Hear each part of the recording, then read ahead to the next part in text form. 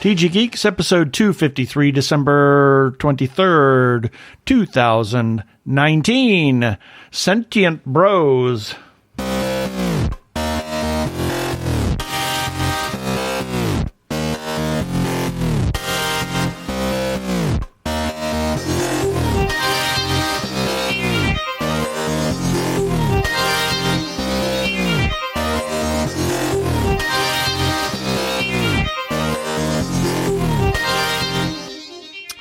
Hello and welcome to another webcast from tggeeks.com, where Ben and Keith, the two gay geeks, talk about all aspects of geekdom and nerdery, sci-fi, comics, film, horror genre, you name it, we talk about it. I'm Keith Lane and we're coming to you from TG Squared Studios in lovely, I'm tired already, Phoenix, Arizona.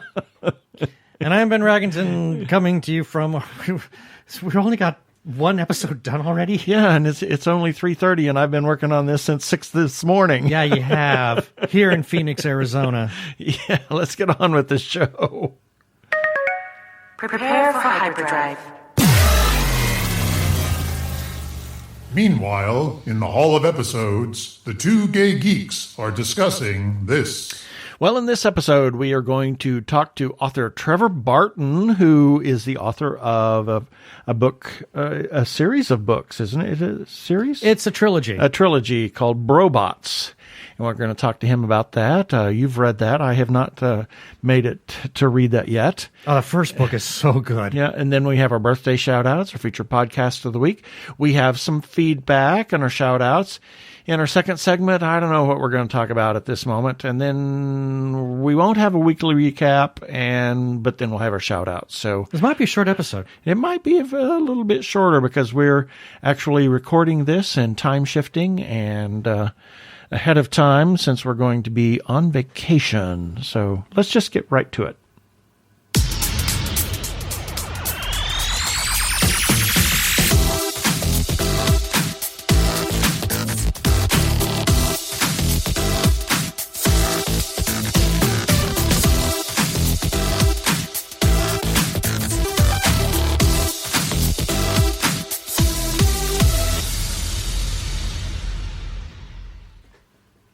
And this time, we welcome to the show Mr. Trevor Barton. Oh, I've been looking forward to this one. Yes, he is the author of the Brobots series, and you may have seen Ben's review of the first book in that trilogy. So welcome to the show, Trevor. Thank you, guys. Yeah. Glad to be here. Oh, Yeah. I'm very happy to have you on. Absolutely. It's really great. So tell us a little bit about who Trevor Barton is for those that don't know, and how you kind of got into writing, if it's been a lifelong passion or if you just decided at the age of 97 you were going to write a book. Ooh, for 97, he whatever. looks fantastic. You know what I'm saying. You look great for 97, Trevor. Is it something that you started late in life, or is it something that you've always wanted to do? And just kind of a little history of Trevor Barton in a crucible, shall we say. Sure. Yeah, I guess it has always been a passion. I remember when I was a kid, very little, like maybe 9 or 10 years old, my mother was struggling to write a letter, and she asked me if I would have a go at writing it. And I remember handing it back to her, and she said, "You have a way with words." And that just kind of really struck. I will never forget that, because it was something to feel so proud of. And I guess it's one of the first times I kind of, something connected for me. Like there was somebody not just giving me proper praise for something that I could do, but like seeing the merit of it, and that I had something that not everybody had. Right. So cut to education, and I did an English degree, and then I did a master's focusing on cyborgs, just because why not? Okay. That was in like the late 90s. And then like the classic thing happened that always happens, I guess, to most of us anyway, that I had to get out there and do some years of solid grafting and have some guaranteed income, and sort of almost forget about. You mean you're not independently wealthy? I thought all authors Yeah, were strangely independently not. wealthy. Yeah, as all podcasters are independently wealthy. What? We're Right, not. Yeah. Yeah, We think in we that sort of are. distinctive club, aren't we, of human beings? Exactly. But I didn't wander off too far because I worked in publishing for 9 years. Oh, wow. But it was when websites were still a new thing. Oh my God. Which, I know, it kind of sounds funny to say now, doesn't it? But they were new. There was a world without websites. And then they happened. And so I was working, I kind of climbed into, I was sort of doing really boring catalog production stuff and then climbed into doing websites. And then I ended up working for some really cool, like names you would have heard of. I'm not going to list all of them, but Nature Science Journal was one of them. Oh. In London. And that was a particular highlight of those years because I got to do a lot of travel to the States and meet a lot of people your side of the pond, and that was really good fun, and I kind of missed those days. And then, not wishing to give you my entire life story all at once, I did. So that was kind of 9 years, and then I had another 9 years doing something completely different after some like a period of poor health. And I had to have a rethink about what I was doing. So I was doing sort of facilities management. I don't know if you know what that like. Yeah. Your listeners will know what it's kind of like glorified caretakering of buildings and stuff. Right. And because of like the poor health, I lost a lot of. Like I always had a larger vocabulary than average. And after that switch in my career, I lost a lot of my vocabulary. I lost a lot of kind of what you might call higher functions, I guess, like critical thinking and stuff. And it's taken a long time for that to come back. And cut to 2016, I was working for a local charity. I live in the UK, if it isn't obvious from my voice, and. I have a friend who was doing a startup company, and I volunteered in my own time to do his online marketing. And just by doing that, I just remembered how much I loved writing, how much I loved words. But not only that, but just by the practice of doing that work for him, something just started to change, and my vocabulary just started to come back. And I was like, oh, wow, this is really exciting. Mm-hmm. And I'm fortunate enough that I have a loving husband who supports me, and he's giving me a couple of years to explore this avenue and see where it goes. So I am supported doing this right now, but that's after, almost 20 years of working as hard as I can. Right. In other places. So I feel really lucky and really privileged and really happy to be doing this right now. Yeah. Did you hear that? He has a loving husband that is willing to. And your point being? Meaning, I don't want to work anymore. Newsflash, neither do I. Oh, darn it. So I guess we're in this together. Yes, we are. That's why we're married. Thank you very much. Okay, yeah. I mean, to balance that out, he's totally allowed to do the same thing in a few years' time if or as and when I start to bring in some money. So cool. I'm not like this. I'm not retired. I don't see it that way. Right. Like, well, neither you're are just we. taking a break. Yeah. Extended holiday. Yes, extended holiday is what they call it. Yeah. Well, that's great. So, what was it that sorry, I'm Derailed train of thought. I have to back up for a moment. When you said that you got a degree in English, and it's like, everybody gets a degree in English Lit and then never does. What kind of job do you get with that kind of degree? Aside from being a professor. Exactly. Right. And then you said you got a master's in cyborgs, and it's like, what? Where did that come from? How did? And I didn't even know such a thing existed. Exactly. How did that happen? What was it? Well, it was partly taught. It was half taught and half study. So I could just I could choose a topic that I was going to do my dissertation on, almost like a PhD, but not that level. So the taught stuff was all about culture and social change. So how much texts of culture can influence social change. So we were looking at sort of, am I even allowed to say this on an American podcast? Marxist criticism and stuff like that. That's okay. Okay. Yeah, we only stay away from politics and porn. So And Marxism is not the least bit political. No, of course not. Well, I mean, current politics and porn. Let's put it that way. Well, okay. So different critical methods and can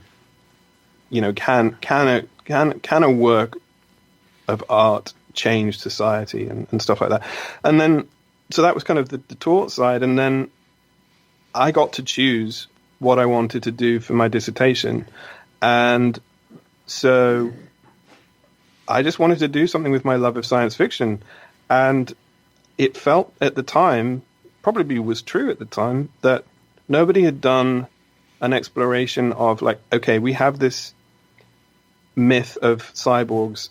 And back then it pretty much was a myth. I mean, there was that professor who claimed to be a living cyborg because he had an implant in his hand. And it's like, well, wow, that's splitting hairs, I think. Yeah, right. So I wanted to explore why this idea, this myth had what was it that had made it appear in our culture? Right. So I was looking at all sorts of things, but I got to go along to seminars in lots of different departments. So I was doing film studies, I was doing philosophy of mind, I was doing feminism, and kind of just whatever I could find to bring together to do my study that I wanted to do, which is like, where do cyborgs come from as an idea? So that's what that was. So that explains that. I was wondering then how all of a sudden robots appear. Well, yeah, because Right. Because as everybody who's been following you may understand, Robots is your very first novel. Yep. And to introduce yourself to the world as an author by tackling the subject of artificial intelligence and sentience in an artificial life form, that is a very daunting achievement, I would have to say, and maybe a rather intimidating one to tackle. I mean, it's like I can think of a lot of authors who might want to kind of dip their Start somewhere simple first. Well, yes, I mean dip your toe into the writer's pond, if you want to say, but instead you went in head deep and tackled what I think has got to be one of the headiest subjects imaginable as your debut novel. I mean that's nerve. Thank you. I think. No, Well, yeah. it's brave. Foolish. Yeah, and he loved your story. And so. I did. I really enjoyed it. It was a you. wonderful story. But at the same time, I was highly impressed that you would want to tackle something as your first go around, and then to use it also as a metaphor for LGBTQ rights was another layer of genius in there. And I thought, wow, this is not the kind of thing I would expect out of a first time writer. Okay, I'm blushing now. I can see it over Skype. Yes, yes, And we're doing audio only. Yeah, your glow comes through the microphone. Okay, that's good. It's even funnier. Like, it's funnier for me listening to you saying that. I mean, when you put it like that, it's like, wow, you're right. I did this thing. Like, what was I doing? But it's funny. It's funnier for me listening to you say it, because when I started writing Robots, I'll be honest, I didn't know I had it in me to write a novel for a start. I was just like, let's just do this thing, give it 5 weeks, see what happens. And I was looking around. So I presumed I would never get beyond self-published. So I was looking to see what people were publishing, like self-published, and the majority of the self-published end of the market, and I might be wrong about this, but it seems to me mostly to be romance written by women, including gay romance, mostly written by women. Women, yep. Exactly. You're absolutely right. I find that just really strange. Hey, I'm reading one right now. I'm in the middle of one right at the moment, but you're right. A lot of male-to-male gay romance, it's written by women. Well done, I might add. But yes, that seems to be the heart of self-published work. Right. So, and I was in the middle of reading one, and I was thinking, it's funny. It's going to sound big-headed to say it, but I was in the middle of reading one, and I was thinking, I can do better than this. So I had a go. That was the motivation initially for having a go at writing a novel, and then. There was something sort of whimsical and shameless about it, because it started off as slightly erotic gay fiction. And then halfway through, a couple of things happened. One was exactly as you were saying. It's like, oh, Trevor, you can't write this shallow stuff. You have to pick shallow. Well, no. So like. In my head, when I started writing it, it was just trashy gay erotica, right? And intentionally so. And then it's like, hang on a minute, but you've chosen this really complex thing to write about. So all pretense that I had in my head halfway through writing it, that I was, this isn't that serious. I'm just doing this like,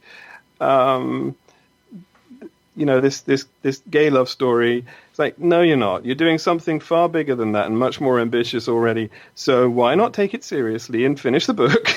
Right. But there's something to be said about not taking it too seriously, because the last thing you want to do is put a lot of pressure on yourself to come up with something that might be deemed worthwhile for the published world out there.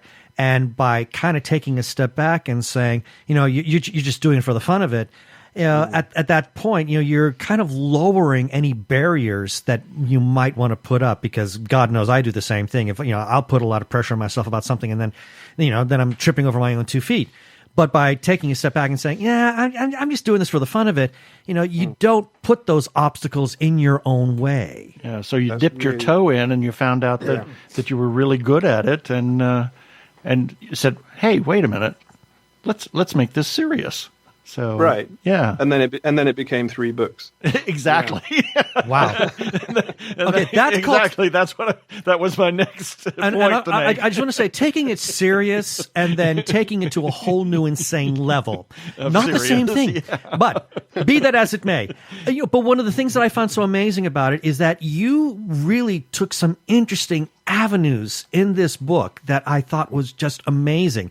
I mean, for us as the reader to be able to go inside, now you've got the one brobot named Byron, whom I absolutely adore. What a sweet, lovable character you created in this cyborg character. Actually, he's more of an android, to be honest. Yeah. But the fact that you created this adorable android who is, his self-awareness continues to grow and develop all these new layers. It's so nice to be able to observe that inside his own head. Right. And that has got to have been challenging, because we have no common frame of reference. Yeah. Yeah, so there's a lot of head swapping you get a chapter that's from Byron's perspective, or you get a chapter that's from Jared's perspective. He's the human lover of Byron. And the reason for doing that was because you've got this thing in artificial intelligence where I think it is still called behaviorism. This idea that if you've got an AI or a robot in front of you and it behaves in a way that's convincingly intelligent, suggestive of an inner life, then how can you prove it doesn't have an inner life? How can you prove it isn't self-aware? And I was thinking, well, if I don't try to put the reader in the head of the robots, then they are automatically just an other, and they might not be sentient. Whereas if the reader has to get inside the head of a Brobot to understand the story in certain places, there's no question that they are self-aware.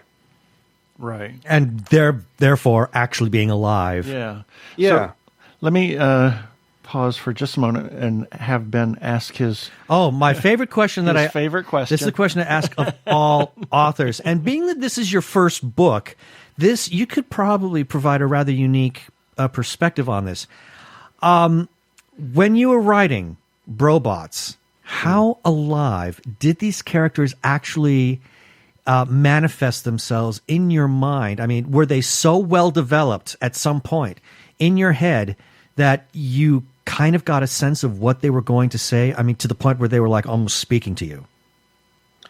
The day I finished writing the third book, so the very end of the whole story, there were several reasons I cried. One of them was because I had to let the characters go. Mm-hmm. They totally became like they would walk into the room and tell me things. Mm-hmm. They would whisper over my shoulder what to say next. Right. Yes. It's bizarre. It's totally bizarre. And it's not. No, it isn't. We talked to so many authors, and Ben always asks that question, and 99.9% of the time, the author will give a response of that nature, or somewhere in that. They may not directly speak to them, but they know the characters so well that they can predict and know what the character will do and won't do. Now, I take you're familiar with the TV series Babylon 5, yes? Yes. Okay, well, Joe Michael Straczynski, he himself has said that those characters, they started talking to him. He actually knew what they were going to say, and he was now taking dictation. And we have another author friend who lives in Georgia, and she's written God knows how many books, and she herself has said that she would not trust an author to where the characters didn't talk to them. Yes. So you're not alone. So don't think that this is a really odd or weird thing. I mean, to me, it's a very good thing. It's a very good thing because that tells me that you are writing characters that have integrity to them. And what I mean by integrity is like, you could look at a character and not even know the name, but I could be like in book 3, you could write the characteristics and I would know who that character is without you even having to say who it is.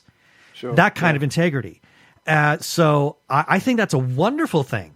And for the reader, that's even better because now, I mean, especially me, I love a character, or I love a good character book where the characters come alive. Because for me to become invested as a reader, I like it when the characters literally jump off the page. And that's an interesting thing for science fiction, isn't it? Because quite a lot of the time in sci-fi, the technology is what drives the plot. Exactly. And it's quite hard. It's very hard to get a balance between a character-led story and interesting enough tech that it's proper sci-fi.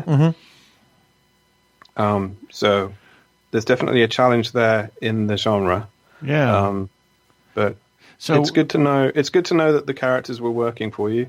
Big now, time. I want to ask this question because I haven't read, and I don't think you've made it to the end of the third one, right? No, not yet. So when you said you had to let the characters go, does that mean that that story just ended, or God forbid that you killed all the characters? Oh God! Don't even suggest. No, I can't handle that. I'm not giving any spoilers at all. Okay. Oh God, now I'm scared. A thought is, I know that several authors have come to the end of a series or a trilogy or a multi-book series and had to let them go. But then those characters really, there were other tales to tell, shall we say. Yeah, the characters won't go away. Yeah. And so that's certainly an option for you to pick up, and you could have the bro tales or something, The bro tales. So I've certainly thought about it. But for now, the answer is that it's staying as it is because, well, several reasons. I really like it as it is. It just feels complete already. Okay. I also don't like the idea of becoming one of, sometimes you get these authors that they start a series and it just carries on, and then it ends up being that's what they are. They are just the person of this series. And I feel as though I've got much more to explore and different things I want to do. Okay. So at this point in my career, because of that, for that reason, I'm sort of exploring loads of other avenues and seeing cool. what works and what sticks. Yeah, and that's fine. There's nothing wrong with that. I just encourage you to, if there were still other stories to tell. Well, he doesn't want to be J.K. Rowling. Right. Despite the fact that J.K. is now like one of the richest women in the world. Yeah, I'd quite like her bank account, but not to be her, yeah. Yeah, exactly. Maybe she'll switch with you. Anyway.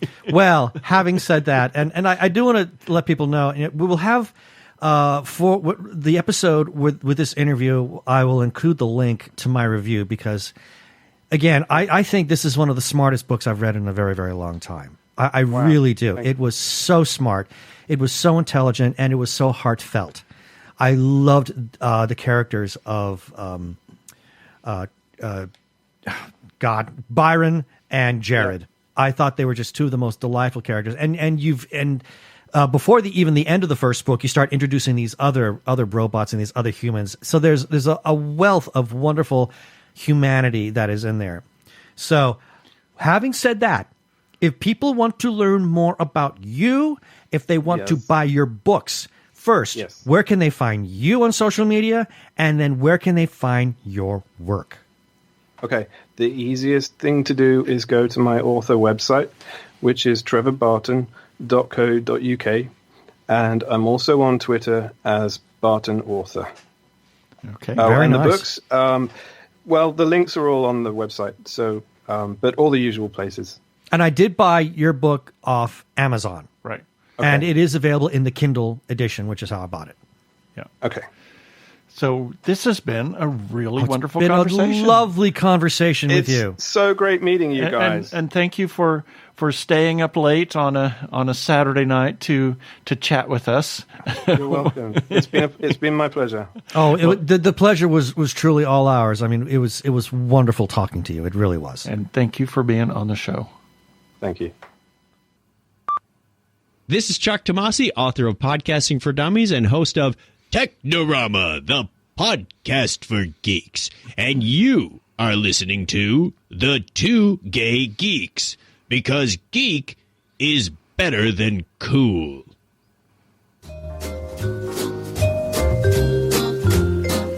And here's a few selected birthdays for December 23rd through December 29th, 2019. Oh my gosh, 2019 is almost done. December 23rd, Finn Wolfhard, who is Mike in Stranger Things. He's actually going to be in the Ghostbuster Afterlife as well. And Corey Haim, a child actor with Corey Feldman, was the two the duo. Duo, yeah. He was in The Goonies, among other things. And he sadly passed away. Yes, and Harry Shearer, comedian, Spinal Tap, among others. It was Eugene Levy's birthday last week. So. And I had the pleasure of actually talking to Harry Shearer. It was quite a few years ago. He was on the Frank DeCaro show. Oh, cool. And I called in and said, is there any possibility? I mean, with all the filming that you guys have done, there has got to be a full-length concert of Spinal Tap out there somewhere. And he said that there actually is some footage there. He'd been sitting on it for years. But one of the things that he wanted to do, he was actually thinking about releasing this big video that also would have, and I don't remember the name of the band, but if you look at the mockumentary A Mighty Wind, right, Harry Shearer plays the bass player of this Kingston Trio type trio, and they opened for Spinal Tap.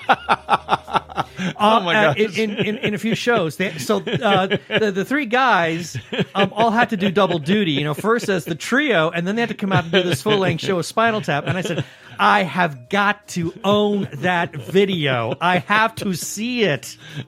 Wow. Also on December 23rd, Susan Lucci, who was Erica Kane on All of My Children, or All My Children. Finally won an Emmy. Yeah.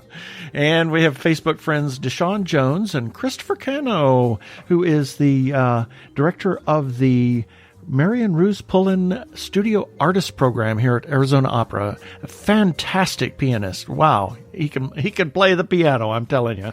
Oh, good. Yep. December 24th, Ricky Martin, a singer and out gay man. Mm-hmm. And we have Howard Hughes, an aerospace entrepreneur, former owner of TWA. He was very eccentric because of his OCD. And he discovered Jane Russell, and his engineers at Hughes Aircraft came up with the cantilevered stainless steel bra. Wow. So for the movie The Outlaw. Mm-hmm. Yeah, what a piece of crap that movie was, but it was Jane Russell's film debut. And she went on to greatness from there. Because of that. I mean, and Exactly. the stainless steel bra. I mean, for anybody who grew up in the era that we did, I hate, the baby boomer generation, forgive me. But for any of us who grew up in that time, I mean, stainless steel bra was part of the pop culture lexicon. Yep. And also on December 24th, Kate Spade, who tragically died by suicide. It's one of the many reasons that we run 2 different PSAs about suicide prevention. There's just please reach out. There is hope. You are not alone. Kit Carson, Western frontiersman, who was actually his first name was actually Christopher, and Kit is a shortened form of that. And that was a friend of mine. And growing up in high school, his name was Christopher, and everybody called him Kit. So anyway. Michael Curtiz, film director. He directed Casablanca and White Christmas. Oh, no kidding. Yeah. So interesting that we should have watched White Christmas just I Thursday didn't know night. he'd done Casablanca. Yeah, he did Casablanca. Wow. And also good friends of ours, Gene Turnbow of Krypton Radio, not a podcast. Not a podcast. And Lou Simon, filmmaker in her own right. She did the movie. Well, it was called 3. I can't remember what it's called now. But it was an amazing psychological horror. I just loved it. And December 25th, Humphrey Bogart, Casablanca. Imagine that. And he had a long affair with Carol Lombard until she died tragically in a plane crash selling war bonds. Oh, I didn't know that. Yeah. There was no, it's not Carol Lombard. I mean, I thought he was not Carol Lombard. I thought it was Lauren Bacall that he had a thing with. Yes, Lauren Bacall. Sorry, that was Clark Gable and Carol Lombard. Okay, now that I can get. Okay, well, scratch that off the list. Scratch that one off the list. Yep, there we go. Also on December 25th, Sissy. I'm tired. Sissy Spacek, Carrie, and Annie Lennox of the Eurythmics, and Conrad Hilton. Of the Hilton Hotels? Yes. Okay, I was guessing on that. Yes. And Jimmy Buffett. The Parrot Head. Yep. Yeah. And Rod Serling of Twilight Zone and Night Gallery. Night Gallery was my favorite. I liked Night Gallery better. Oh, wow. My God. It was funny at times. Other times it was just dark and terrifying. Whew. Terrifying is right. And CCH Pounder. Warehouse 13. Mrs. Frederick. Yes. And Quentin Crisp. Over-the-top British entertainer who didn't see himself as gay. In fact, he was critical of the gay liberation movement and, among other things, and critical of Princess Diana and a number of other things. Denial? Well, actually, interestingly enough, just before he died, he said, I've always thought of myself as a woman, and if surgery had been it is. cheap whenever I was younger, I would have done it. So he suffered from gender dysphoria. Dysphoria, Dysphoria. Yep. And also then on December 25th, Facebook friend Natalie Wright. December 26th, Kit Harington from Game of Thrones. Yes. And Jared Leto, many things. And Carol Spini, Big Bird. who just passed away. Just died just several days ago, as a matter of Yeah. fact. Last week, I think. December 27th, Timothy Chalamet, who is going to be Paul Atreides Oh, wow. in the new Dune. Yeah, he's an actor. And then Louis let's see, Marlene, where am I? Marlene Dietrich. Where? Marlene Dietrich. Yep. Her career spanned the 1910s to the 1980s. Wow. In the 30s, she was the highest paid actress in that era. She advocated during the war for French and German exiles during the war and advocated for citizenship for them. She was an expatriate of Germany herself, actually. So, and I didn't put on the list here, but Louis Pasteur, who we just call him Savior. Yeah. Is Paul, the father of microbiology, and Johannes Kepler. He was named after a telescope. Yes. Yes. And he was an astronomer. He provided the basis for Newton's theory of universal gravitation. And then Jacob Bernoulli, who was a mathematician, mostly giving most of his thought to calculus. And he also designed an engine for Speed Racer. That's right. The Bernoulli converter.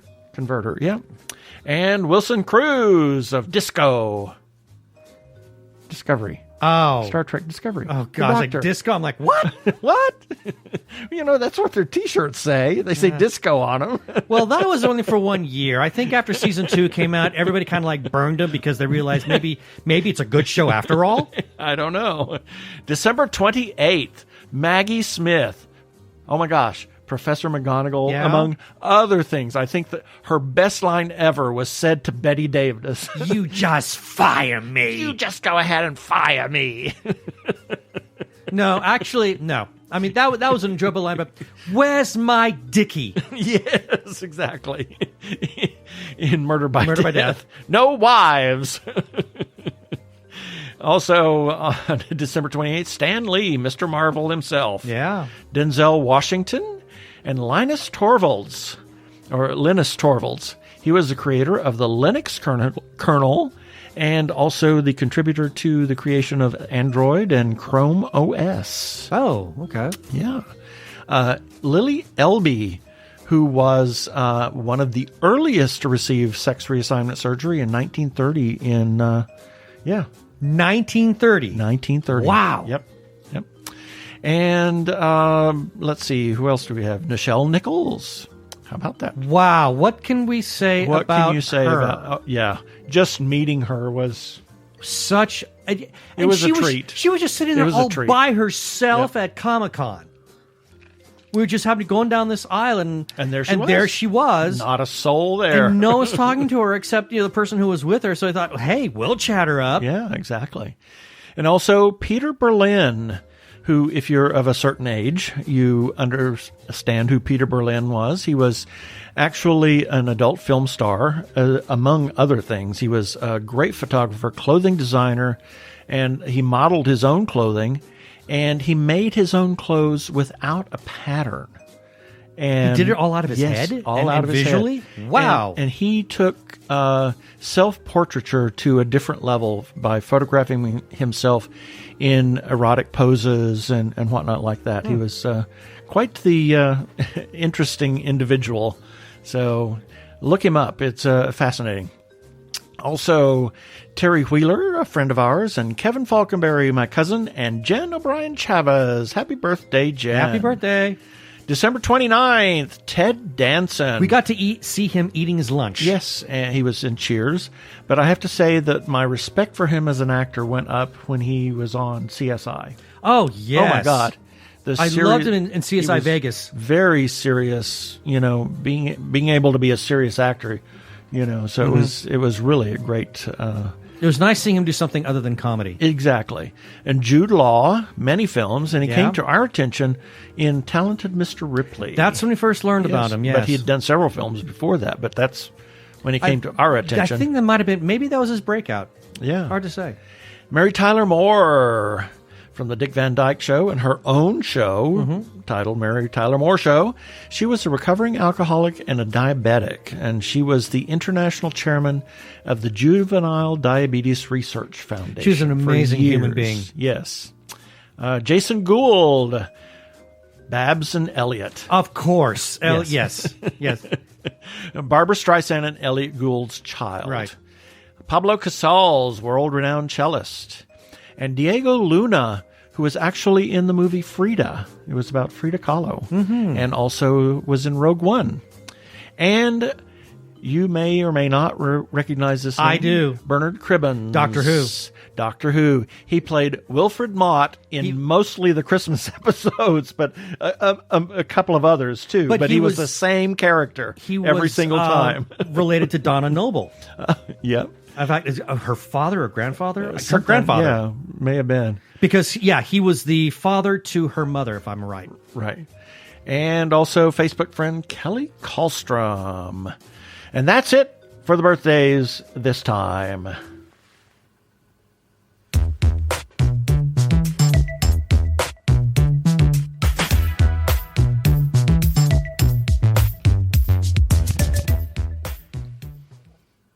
Technorama, the podcast for geeks, because geeks are better than cool. You don't hear someone say, "Get away from me, you cool person." Who's gonna have their 65-inch home theater system installed by the Cool Squad? Not me, that's for sure. How much cool cred do you have? Not enough to care about. Think you'll find any canned unicorn meat at thinkcool.com? It's just a part domain name. They don't even have roadkill in a paper cup. That's why you need to start listening to Technorama, because that's what geeks do. Go to chuckchat.com and listen to Technorama before you turn cool.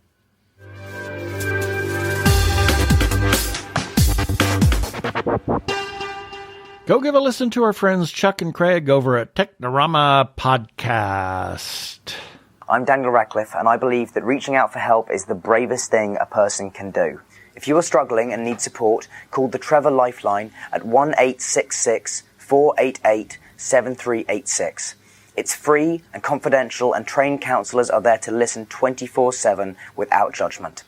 To learn more about the Trevor Project's life-saving work for lesbian, gay, bisexual, transgender, or questioning young people, go to thetrevorproject.org.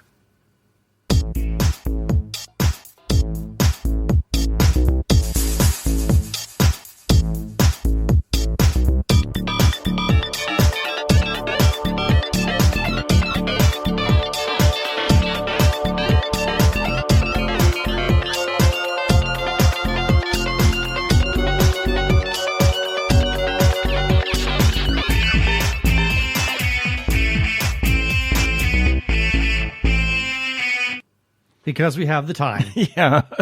We so rarely get to listen to the whole thing. I know, it's very rare.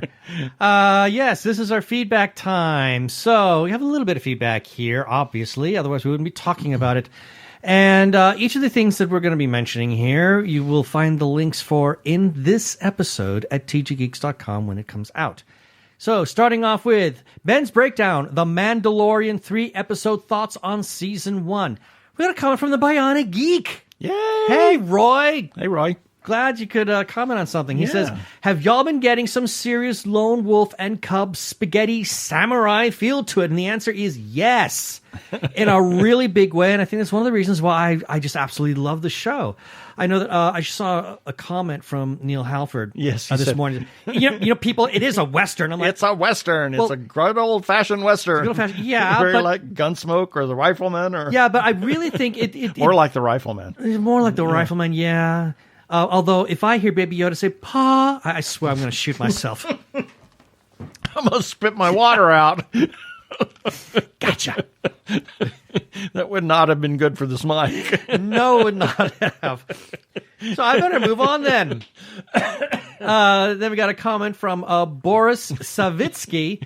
Same story. He says, I love it. I'm a Star Wars fan, and the show was great, and I totally agree. And then we close it off with a comment from John Smith on Twitter. He says, if Jar Jar Stinks is still around, hopefully we'll get to see his head on a spike. Well, maybe not, but we did get a nice little Gungan joke in the latest episode, which was pleasant. Yeah. And then moving on, Keith put out a little press release saying, Happy Thanksgiving, and remember to take care of yourself. And we got a comment from Neil Halford. And he said, be sane. Do you know who I am? Yes, we do. Yes, we do, Neil. And he closes off by saying, Happy Turkey Day, both of you. Yes. And then finally, a comment from Corey Lynn Nelson. She says, Happy Thanksgiving, Ben Raggington and Keith Lane. And then we didn't run this on our website itself, but we did run the story on our Facebook page. And it's regarding Benson Star Trek actor Rene Auberjonois has died at 79. And my God, I was dumbstruck. Because, I was devastated. I was really bothered by it. Because we just recently saw him. No, we recently saw him in that wonderful independent film. Raising Buchanan. Yep. So we got a comment first from Greg Lowe, another indie filmmaker. He says, he played my favorite character in DS9. Thanks for sharing this article. And then a comment from Curtin Calgary. He says, both ends of my childhood hit hard today. Big Bird, a.k.a. Carol Spiney, Odo / Rene Auberjonois. And then we got a comment. This is regarding TG Geeks episode number 251. Got a comment from Arkle. He says, I don't know if you've been watching my Star Trek Online videos. No, but I need to remedy that. I really do. Yes. So, but Arkle continues. But since I'm going to need to be doing some grinding later to improve the character's shuttle, I'll be doing some in-between videos with one of my other characters in the game. I put up a poll on Twitter, and by a decent margin, the winning ship was, drumroll please, USS B. Arthur. Oh, boy. I imagine you want to check out one of those videos at the very least, just to see what the ship looks like, LOL. If it looks like Maud's hair, I will just be so happy. And then we finally got a comment from Curtin Calgary because we wished him a happy birthday, and he says thank you. And that's our feedback for this week. You can leave comments on our Facebook page, and you can leave comments on tggeeks.com or any place that you find any of our episodes that have comments activated, such as Twitter and on Instagram. You can also leave us a voicemail at our listener feedback line. That's 469-TG-GEEKS, 469-844-3357, and we'll play that voicemail on air, and you can be famous for 5 seconds like us. But always remember, please play nice.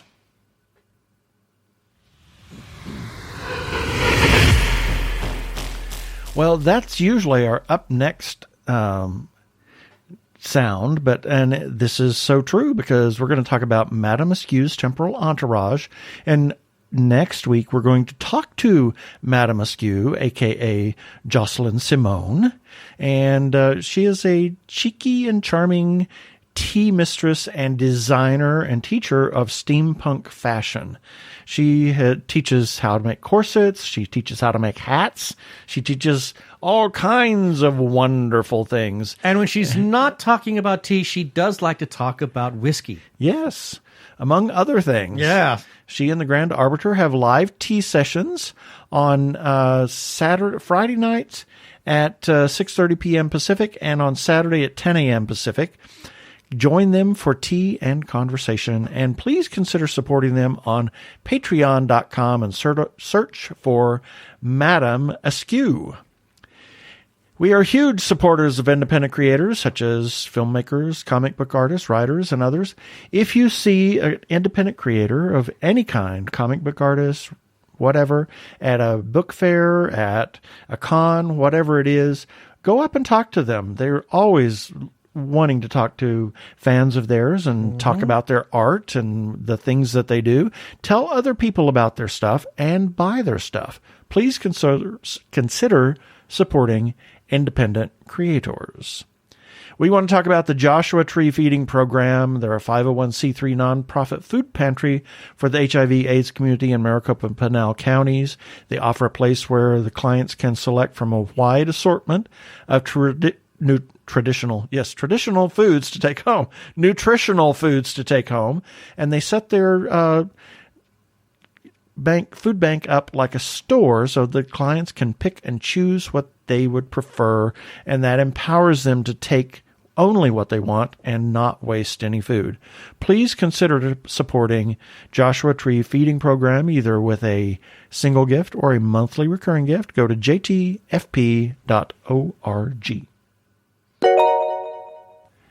If you are trans or are questioning your gender identity, and if you are in crisis or are feeling isolated and need someone to talk to, or you know of someone in a similar situation, there is a special hotline just for you.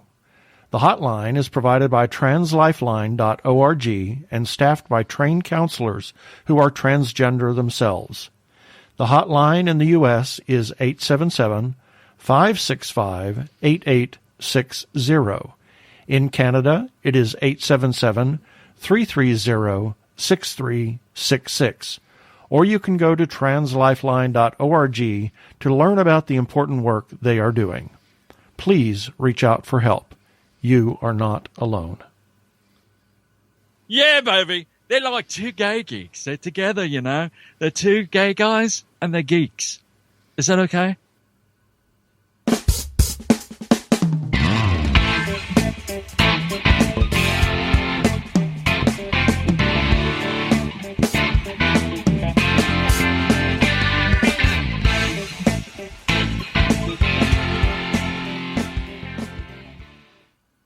Well, we don't really have anything to talk about in the second segment other than, we're kind of on vacation and we're time shifting here. So we're not going to have any weekly recap that in the next segment. But we do want to say that this has been a tremendous year for us and that we have just, things are just really, They keep moving and keep getting better and get better, and we keep talking to interesting people.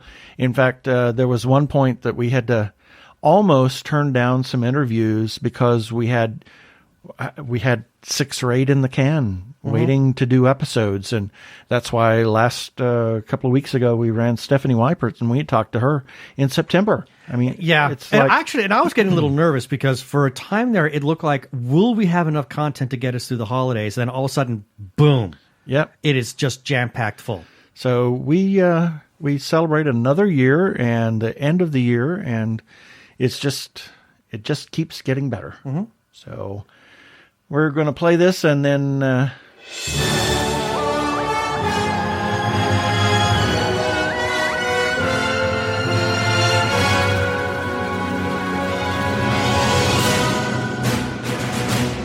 you can find all these things at tggeeks.com, as well as entries on the... Oh, sorry, that's what the script says. Yeah, Well, I can we- I can tell you some. I mean, there's a good bet that some of the things that you might see Monday is going to be an episode. be an episode. Yeah, Friday will be a new sushi. yeah. Sunday will be a Dr. Zombie. Yeah. And in between that, we're going to have some of our holiday movie reviews, and just please check those out because some of them are great. Hope all of them. I hope to have a couple of new things written, specifically 2 for Vicar of Dibley. Oh my gosh. And one for a movie that I just saw on Here TV a week or so ago that actually, well, it's one of these tenuous films that while it's not exactly a Christmas movie, it does have a Christmas finale, so I'm going to include that one on the list. It's your turn. Oh, usually there's a sound effect. Oh, sorry.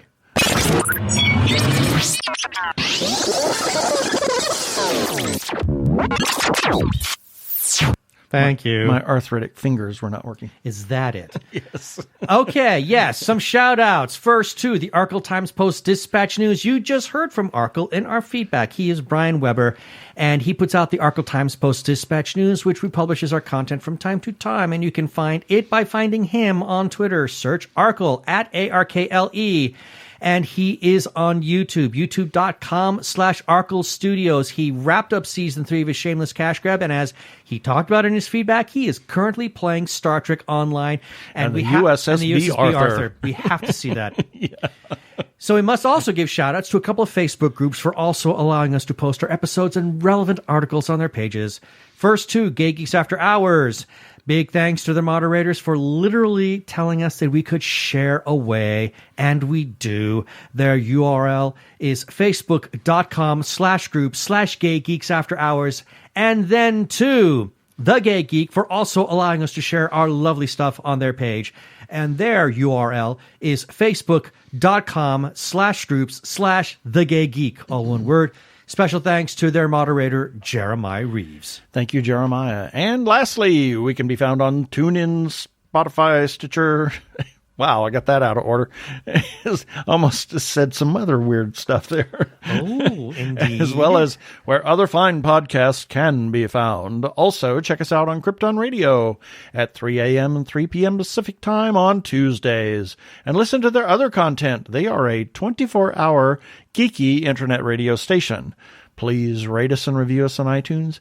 And don't forget to subscribe to our YouTube channel, where people find it easier to listen to us occasionally if you're surfing the net or on your mobile device.